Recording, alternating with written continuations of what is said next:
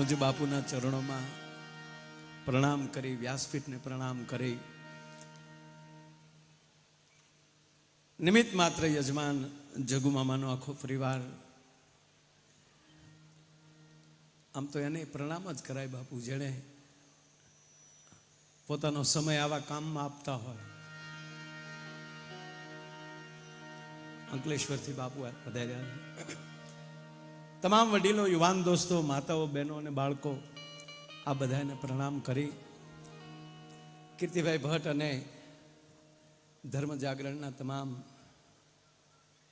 સ્વયંસેવકો, માતાઓ, બહેનો, તમામ ભક્તો, જે આ વિસ્તારના દેવસ્થાનો છે એ સ્થાનોમાં જે કામ કરતા તમામ ધર્મ જાગૃત, ધર્મ પ્રેમી ભાઈઓના ચરણોમાં પણ પ્રણામ કરું છું. બસ આપણને ગૌરવ છે કે બાપુના સમયમાં આપણે જીવીએ છીએ. બાપુના ચરણોમાં કોટી કોટી પ્રણામ કરી આજની કથા સાંભળવાનો આપણને અવસર મળ્યો.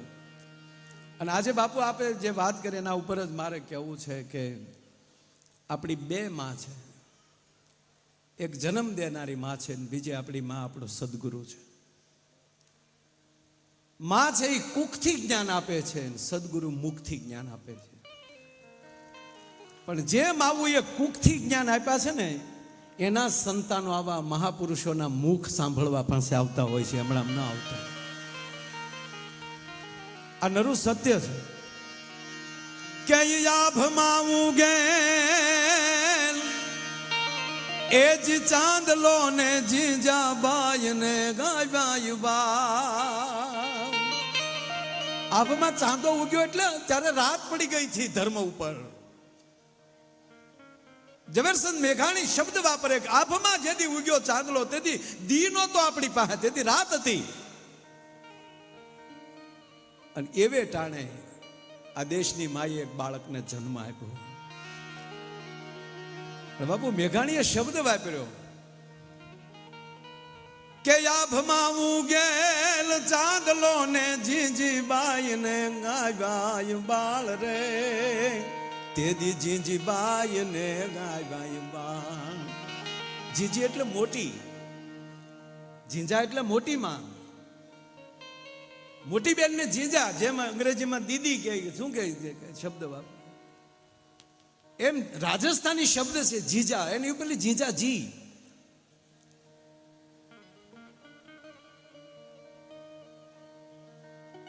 તે દિયાભમાં ઉગેલ ચાંદલો ને જીજીબાઈ ને ગાવા બાળ રે, જીજાબાઈ ને ગાય બાળ. તેદી બાલુડાની માત હિચોળે અન ધણણ ડુંગરા ડોલે. માં ઘોડિયાનું બાપુ હેલો નાખે તા ડુંગરા ડોલે. ધ્રુજ્યા નથી હો, ધણેણ્યા નથી, ડોલ્યા. અને જે ડુંગર ઉપર બાપુ માં બેઠી હોય ને, મેઘાણીના શબ્દ મને એને ઓલો ફૂદડું મારતા ભૂલી ગયા એટલે કહું. અમુક વસ્તુ ન સમજાણી હોય તો સ્ટાર કરીને મેઘાણી લખતા કે આનો અર્થ હું આમ લખું છું. તો હમણાં મને સપનામાં આવીને કીધું ગોલામ ફૂદડું મારતા ભૂલી ગયો, ધણેનાટી વાળું તું પૂરું કરજે.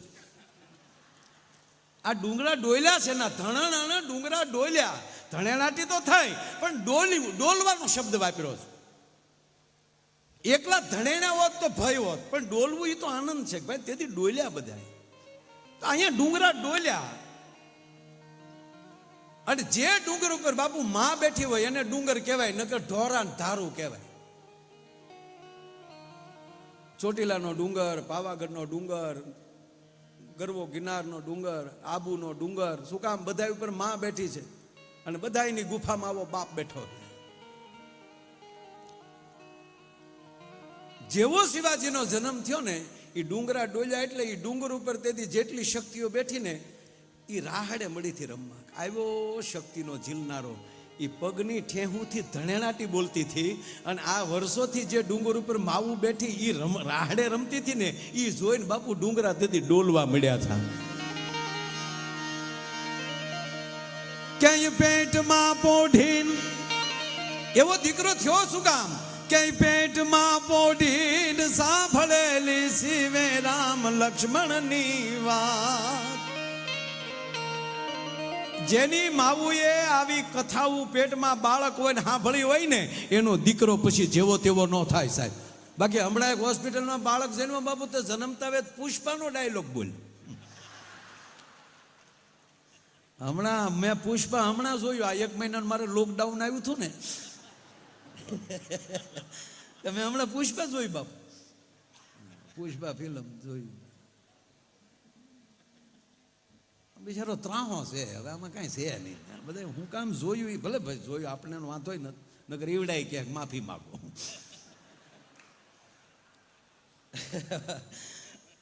ખરેખર કાંઈ નથી આમ જ છે.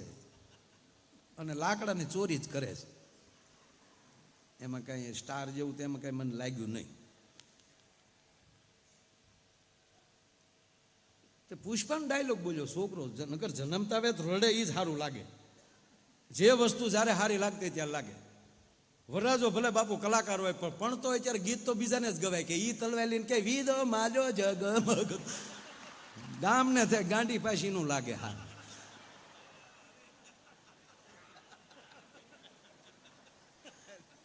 જે વસ્તુ જ્યારે સારી લાગે બાળક જન્મતા આવે તો એ રડે તો જ સારું લાગે. ઉવા ઉવા ઉવા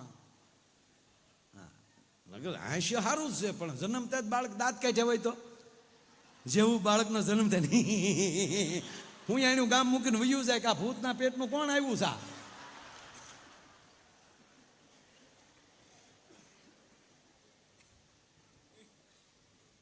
હમણાં એક સ્કૂલમાં છોકરાઓને ડોક્ટરે ઓલા સાહેબે પૂછ્યું શિક્ષકે એ કે સ્કૂલ અને ગામ સ્વચ્છ રાખવું હોય તો શું કરવું પડે. સ્કૂલ ચોખ્ખી રાખવી હોય સ્વચ્છ, ગામમાં પણ સ્વચ્છતા કચરો ન રખાય.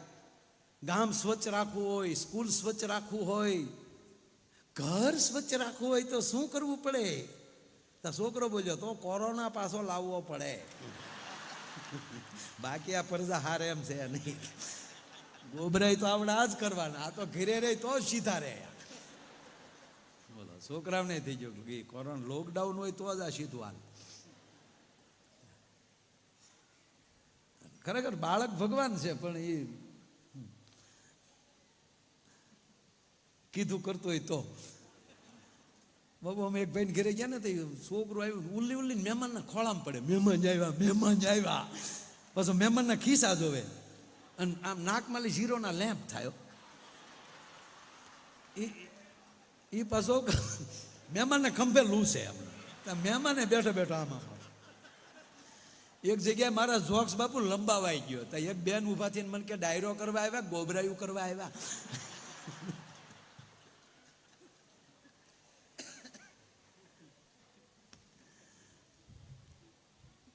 મહેમાનના ખિસ્સા જોવે. આપણે લગભગ તો કાંઈ ઉપલા ખિસ્સામાં હોય નહીં. તો ખિસ્સામાં જોઈને કે લુકા છે લુકા કાંઈ નથી. એને બાપાએ કીધું કે આમ બેસી જા. એને બાપા બેસી જા તો નીચી બેવું કાયક કોક ગયા આવે તો આનંદ કરવા ન જાય. એ તો બેસા નીચી બેવું લે. બાપા કે હેઠા નીચે આવ્યા. નીચે તો આવ્યો પણ ખાટલાની હેઠે આવ્યો.